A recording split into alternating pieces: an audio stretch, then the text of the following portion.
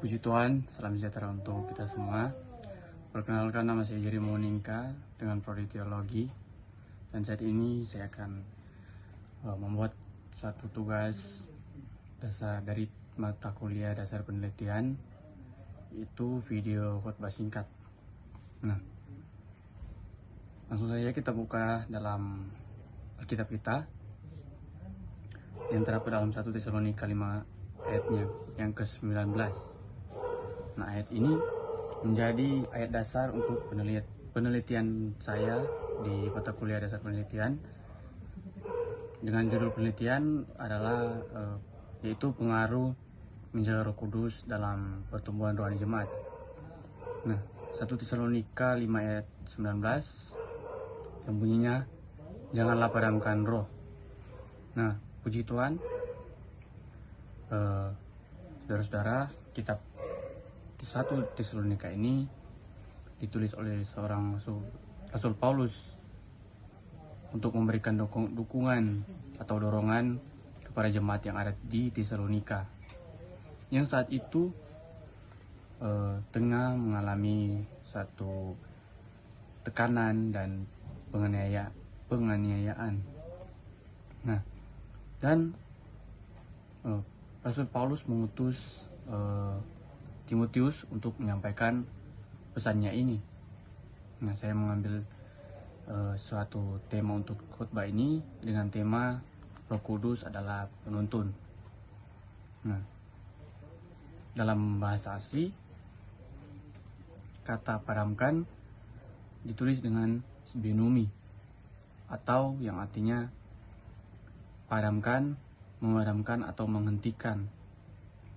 Nah, kenapa kita sebagai orang-orang percaya atau jemaat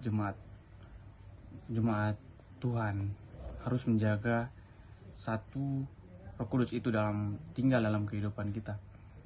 Karena seperti yang saya sebutkan tadi, yaitu Roh Kudus adalah penuntun dalam setiap kehidupan kita.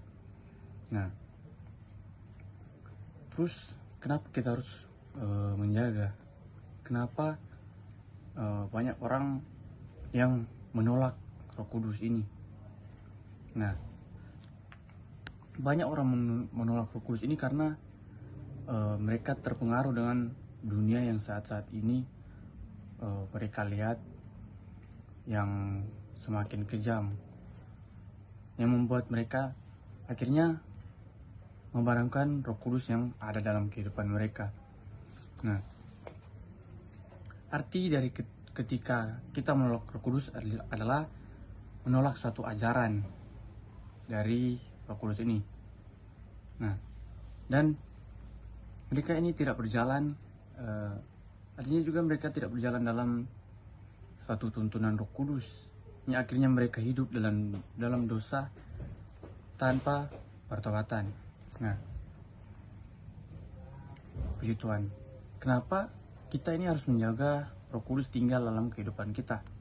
Nah, karena agar kehidupan kita sebagai jemaat Kristen tidak terus hidup dalam dosa.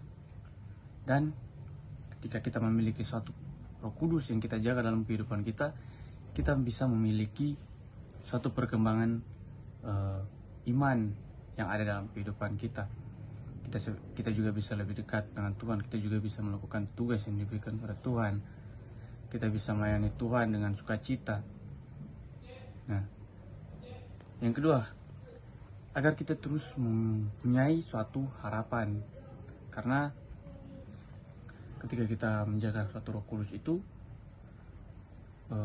ketika kita menghadapi suatu persoalan, mungkin dalam satu organisasi gereja, kita sebagai jemaat, ya, kita sebagai orang-orang yang menjaga Roh Kudus, kita juga bisa melewati satu tantangan yang terjadi dalam suatu organisasi saat kita ada dalam suatu organisasi gereja.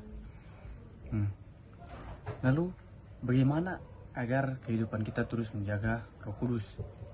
Nah, tentunya dengan kita konsisten untuk terus dekat dengan Tuhan. Dan kita ini ketika kita sebagai jemaat Kristen, ketika kita juga sebagai pelayan, kita harus melayani dengan motivasi yang benar, dan kita juga sebagai jemaat Kristen harus bersandar pada kekuatan Tuhan. Dan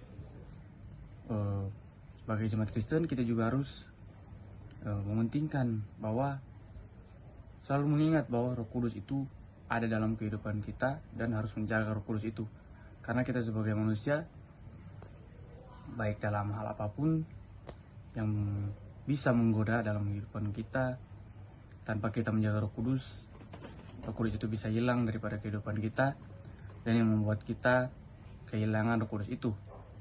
Nah, ketika kita sudah menjaga Roh Kudus itu dan kita melakukan pekerjaan Tuhan, kita harus mencintai pekerjaan Tuhan.